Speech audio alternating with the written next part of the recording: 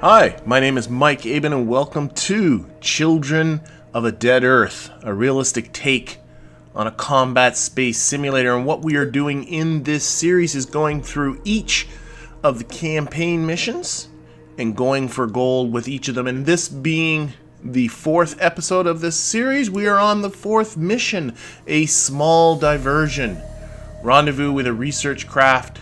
A research craft, with a space station on a low Delta V budget around Pallas. And so Pallas is actually a main belt asteroid. The second asteroid discovered after Ceres, as a point of fact.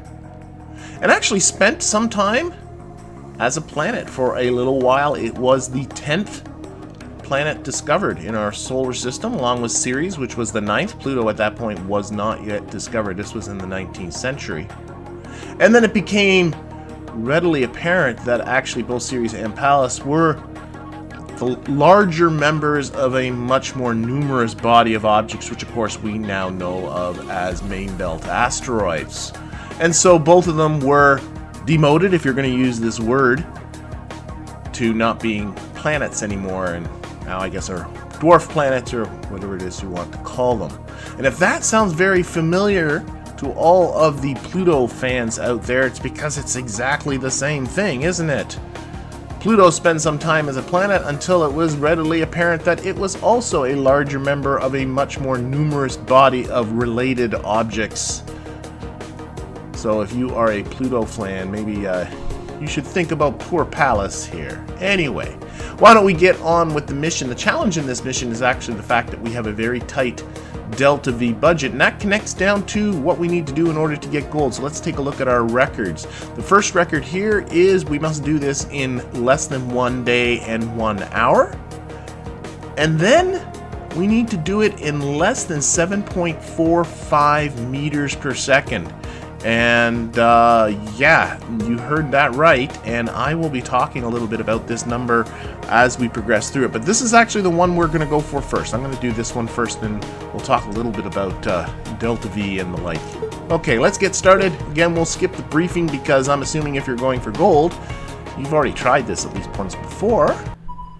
So let's take a look at the situation here. So here we are. This is the station that we need to orbit with. We can take a quick look at it. Very much like many of the other stations. Collection of modules. Oh, a lot of cargo bay, whatever. Okay. And let's back out of here. We'll take a look at our ship as well. This is a research craft. You know, I'm just beginning to notice as well that we do have names for these. This is the, what is this, Hedera Queen? The HSF Hedera Queen. Anyway. Our research craft, not a military vessel, it's not armored, no weapons on it. That is what it is right there. So what this is about is going to be about orbital maneuvering and getting ourselves from here to here. So what we need to do is reduce our orbit. And the most efficient place at which to bring... Oh, we don't need that. Bring our orbit down to match this orbit is to do our first burn out here at apoapsis, with the idea that we're going to be bringing our periapsis, our lowest point, to the same altitude as our green, more or less circular orbit. So we are going to be burning, whoops, come back here, a little bit retrograde here, and this is not much of a burn. Pallas is a small object compared, it's the smallest object of the objects we've orbited thus far.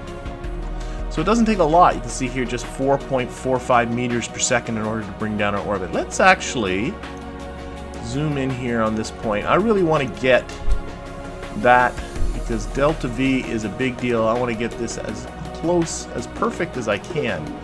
I really want to get that right just touching the green line. Let's see how that goes. Whoops. See how that looks like.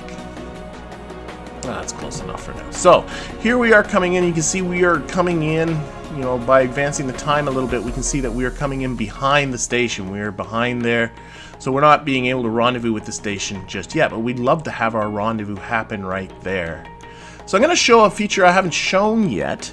This comes up in the tutorials in one of the earlier tutorials. I think it's the very first tutorial. But I haven't used it because I find it confusing as soon as you turn it on. And I think as soon as I turn this on, you'll find, at least my first glance is, oh my god, this is hurting my head.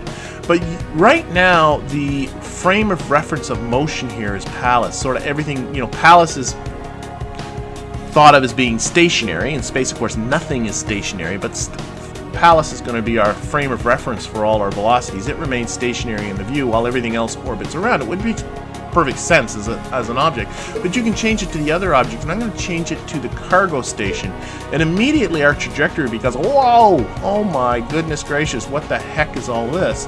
But that's because this is our trajectory imagining that the station is standing still. So we're kind of like looping around, sometimes coming closer, sometimes going away as the station itself is orbiting around Pallas.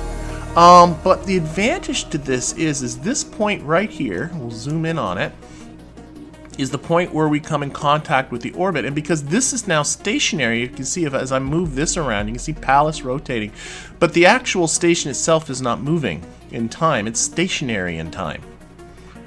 So this is actually how far we are behind it. So if we can adjust our trajectory so that we will touch it here, then we have our rendezvous. So it's kind of an easier system than trying to guess at when to do the rendezvous. Now, one thing I can do is change when I do the rendezvous in order to get it here, but that actually turns out to be less efficient because, I'll go back to this again, take a look at our orbit for real. Because of the eccentricity of our orbit, if I do the burn, say, around here somewhere, or around here somewhere, it actually is less efficient than just trying to work with the burn right here. This really is the best spot to do it. So let's go back to this view, and instead what I'm going to do is I'm going to use the radial component of the burn, and you can see as I push it, I can move that loop closer and closer and closer, and now you can start to see I'm getting the rendezvous. But what I want to do is actually move it to the point that that rendezvous is right on top of the little square icon representing the station. That's, whoops, come back a bit. That's pretty good right about there. And you can tell I did not add that much to my burn. So this is a more efficient way to do it. Now I'm going to zoom in here and get in really close.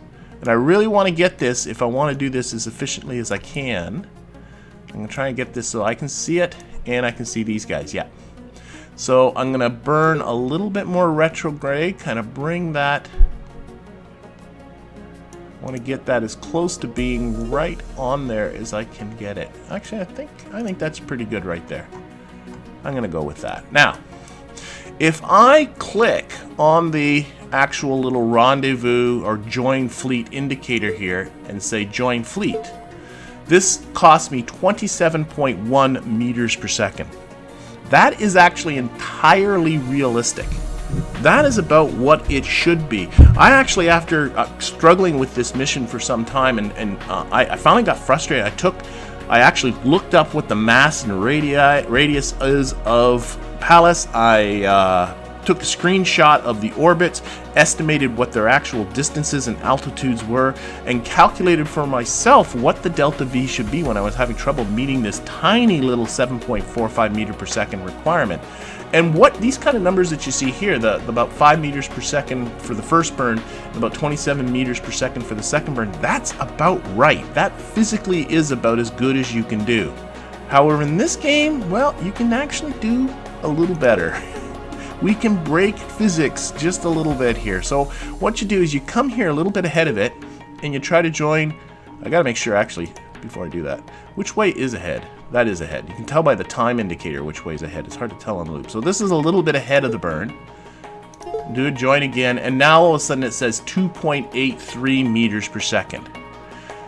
This has to do with the way the game deals with intercepts. If you can modify your intercept so that your trajectory will pass within a certain distance, I'm not quite sure exactly what that distance is, but it's not very far, from your target, it considers the two objects now joined, rendezvoused. The thing is you have not matched velocity with it. You're going to be going in there at a very different velocity than the velocity of the station. So that should cost you fuel to match velocities. There's no way around doing it, yet somehow it just magically says, well, you're just with the station, goody for you. Like, really what's happening here is I'm probably crashing into the station, and I actually worked it out. I'm crashing into the station at about 90 kilometers an hour. For all of our non-metric friends, it's about 55 miles, or yeah, miles per hour. So it's a little bit silly. Anyway, you can see we're very close now to our 7.45 requirement, but not quite there. So all we need to do, whoops, is delete this guy. Try in a slightly different spot, and you keep doing it until I find this a little bit annoying. This isn't about thinking. This isn't about puzzling anything out. This is just about hunting and pecking, because it really doesn't make sense. That's really close. Maybe a little further here. There it is, 7.3 meters per second. That's underneath the 7.45 that is required. So we're going to zoom out of this. I'm going to change this out back to looking at it from Palace so that, I don't know, the trajectory looks a little bit more sensible. And we're going to be there in 4 days. So let's go by day here. 1, 2, 3, 4. Okay, and one more. And there we are. So we just did this. 7.1. Oh, no, we're over here. 7.28 meters per second. That's gold, below the 7.45 meters per second. But we did it in 4 days and 17 hours. So let's now go for the other record of 1 day and 1 hour. So we will restart the mission. This is going to be a lot faster because, well, this is going to be a burn straight atom type of situation. Now I gotta be a little careful because I only have 105 meters per second to play with. However, Palace being such a not that massive kind of object, it actually, you should be able to kind of manipulate yourself to the point. Let's see, what do we got here? That's in 1 day and 3 hours. I got to do this in 1 day and 1 hour. That's actually, we're 1 day, 1 hour. Okay, so if I can get a little bit ahead of that, let's burn this down a little bit further. That's clearly not going to be good enough, is it? No, let's take a lot of this radial stuff out of here. Actually, let's start this all over. Let's start by just doing this.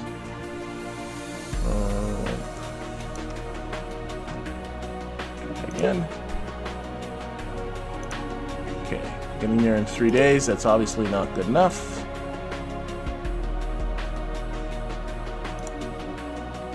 That's in 2 days.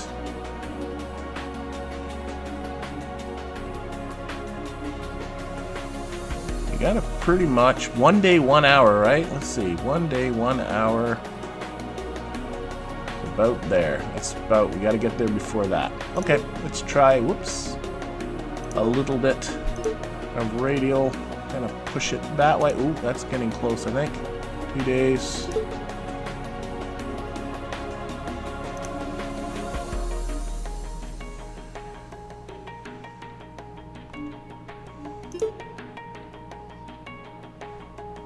Yeah, this is gonna work. And a little bit of this. Oh, I'm getting there. Where's it? That? Oh, gotta push this out a bit.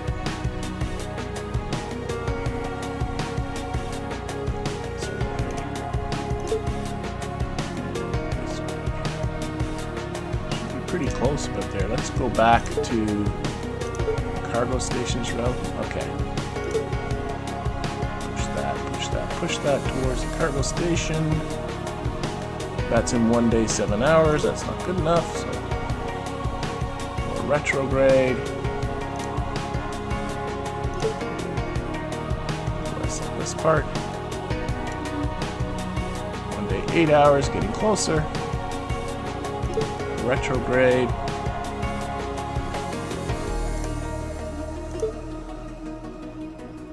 Yes, looks a little better. Let's bring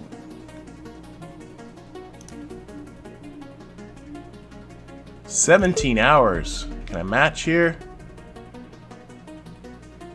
Oops. It's not giving me the zoom in there. Join. Too much. But not by much. Yeah, undo that. Back to here. Let's do less of this. More of this.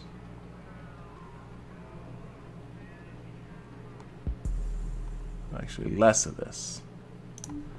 And now more of this. So push that way. There we go. 20 hours. Join. We are doing it. We are going to be there in 23 hours. That's going to be fine. So actually, let's run it this time, keeping it on relative velocity relative to the station that we are heading towards. And we're going to be there in 23 hours. So we'll go in 6-hour jumps. So boom. You can see how everything goes around the station. The station is now the center of the universe. And there we are. Transmission. And we did that in 23 hours and 20 minutes underneath the requirement for the record. So that is, again, gold. So I hoped you enjoyed the video. I hope you found it helpful if you were struggling with this like I was. And I hope to see you again for the next one.